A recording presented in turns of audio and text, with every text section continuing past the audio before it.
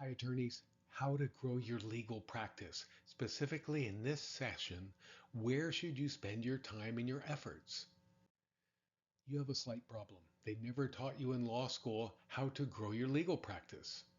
You want to make more money, you want to have less stress, and you want to have a life. That's where I come in. I've been coaching attorneys and I practiced myself for years. And I've had the task of growing new clients, growing relationships, finding new clients, building referral networks, all of the stuff that you're probably trying to do. So if you're an associate, a partner, a practice group leader, if you're a solo or in a smaller medium-sized firm, or maybe a member of a larger firm, this is for you.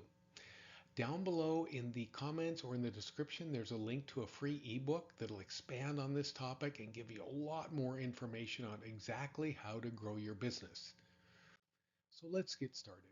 Your most precious commodity is time, for sure. I get it. I've been you. I know how valuable a point one is when you're doing your timesheet. So if you can be focused and intentional with your time, if you can really learn how to grow your legal practice in the most efficient way, it will really be helpful for you. You know that. That's why you're watching this. So here's how to utilize that precious commodity of yours, which really is time. I did a poll recently with attorneys and asked, how much time, if you were able to grow your practice, how much time do you think you could devote to that? And really, they were thoughtful about this, and we took some time on it. We were doing it live through an online poll up on the screen behind me when I was doing this conference. I've also done this with smaller groups and with firms. And so they think through it and they say, 42% I could spend an hour a week, 25% I could spend an hour a month, 25% I could spend 15 minutes a week, which is the same as the 1 hour a month. So 92% of attorneys said they could at least spend an hour a month on business development. This is great, but it also causes some panic sometimes when you don't have any guidelines or any insights on where to be most efficient and where to be most intentional with your business development time. That's why we're talking about here. Attorneys ask me, Doug, where should I be doing business development? What would be the most efficient thing for me to do? And we go over these are 10 core building blocks of really building any business, any consulting business, but certainly a legal practice. And you can see below here being active with LinkedIn, building client relationships, hosting or co hosting targeted events, co writing and presenting materials at conferences, being active with sponsors organizations. This is great, and this is a list that you should review, but sometimes it also prompts inaction because you say, "Oh my God, I said I could do an hour a month. This is way too much. There's no way I could do all of this, Doug. Can you give me like a little crib sheet on if I'm just getting started or if I'm having difficulty on developing my good habits and developing the most efficient ways to develop my clients, where would I do that?" So we look back a little bit before we get to how the time allocations and say, well, where are your clients coming from? Where are your new matters coming from? In those first two boxes, you'll see that firms report 80 to 90% of new matters come from existing clients. So if you're concerned about, I want to keep that flow of new matters coming into the firm, say you're a medium or a larger firm or a practice group leader, how well are you taking care of existing clients? Staying top of mind with them. In that third box, firms report that their new clients come through existing clients or existing referral networks. So peer recommendations, peer referrals, those that you already know are referring new clients to you. So here's the second realization. If I'm looking for new clients, how well am I taking care of the existing clients and existing referral networks that I have?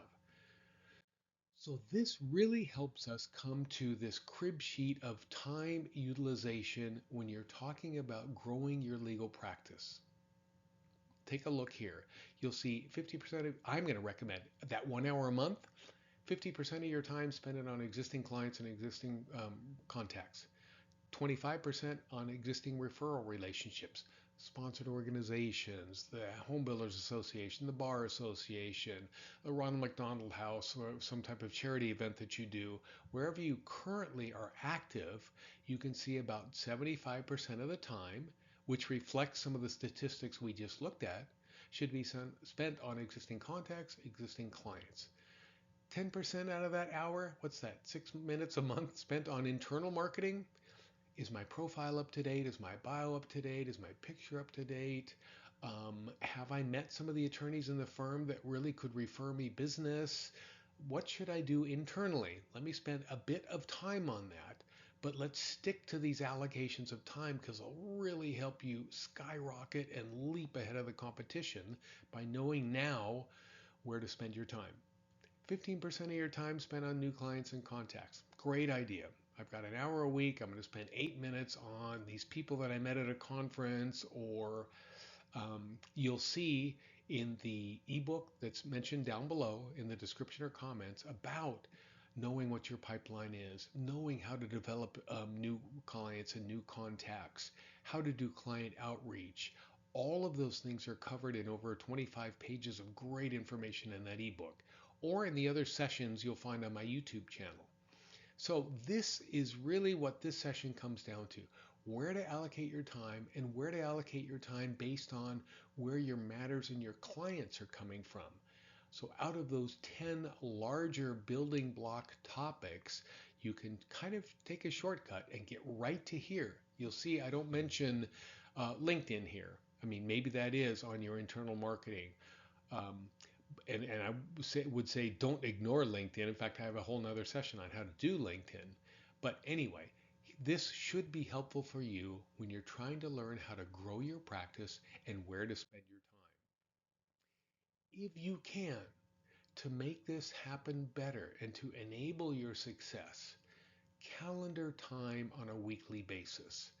Right? If the attorney said an hour a month, 15 minutes a week, put a little 15-minute session for yourself on your calendar so you're regular and you're consistent with yourself. Don't have these random acts of marketing or these sudden bursts of activity. Try to take small, regular steps with yourself. Regularly review a business development plan if you have one. If not, watch the video I have on doing a business plan, or get that download because it'll have a session in there or a section in there on how to do a business development plan. Really straightforward. And then complete a weekly worksheet. I do this on the coaching session that you can get on my platform on how to spend 15 minutes a week self-managing yourself, kind of project managing yourself. That's that 15 minutes we're talking about. There's a whole session on how to do that correctly, and it's great. So, oops, I bypassed one. Let me go back one. Nope, it doesn't want to. Okay. So, this just came out from BTI Consulting in August 2024, and it's really startling sometimes to see clients saying, over half of the clients saying that they do not have engagement with their law firm partners on their matters. 56% say little interest or engagement. That's really startling.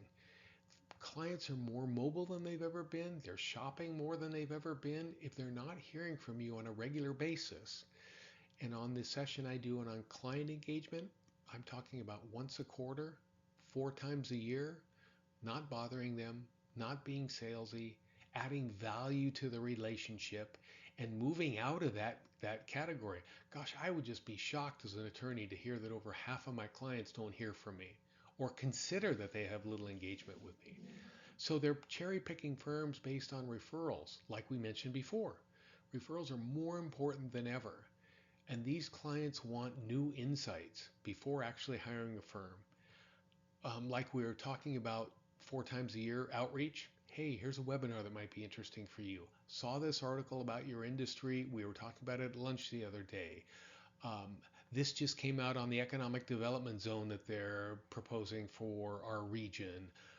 Can we have a yearly catch-up call? Whatever. There's a bunch of suggestions in the client outreach session that I do. So you're staying top of mind with your clients. You have good quarterly outreach. They have somebody that's asking about a lawyer or a law firm to use, And boom, you can see from these statistics, that's what those potential clients and that's what your existing clients are looking for. So I usually don't give you to-dos in these shorter videos, but here's one for you to do. 3 things this week. Can you write down, all right, I'm enthused. Existing clients, existing relationships. What are 3 things I could do to further those? Small things. I haven't called so and so for a while. Oh, I know a great article I could send to my client over at ABC Corp. What are 3 little things you could do this week? And when that 15 minutes that you just calendared pops up, do those 3 things. You might say in the last 2 minutes of the 15, okay, what are 3 things for next week? Let me write those down now. My calendar pops up next week. I have a little agenda of 3 things I should do.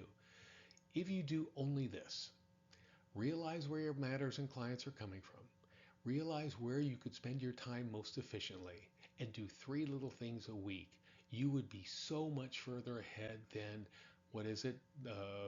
Over 90% of clients or attorneys that don't do any of this. So I hope this video was valuable for you. If so, please hit subscribe and like down below. Certainly the like button helps me with YouTube algorithm. And look for that ebook that's in the description or the comments down below. Make sure to get that. It'll really help you as you learn how to grow your legal practice.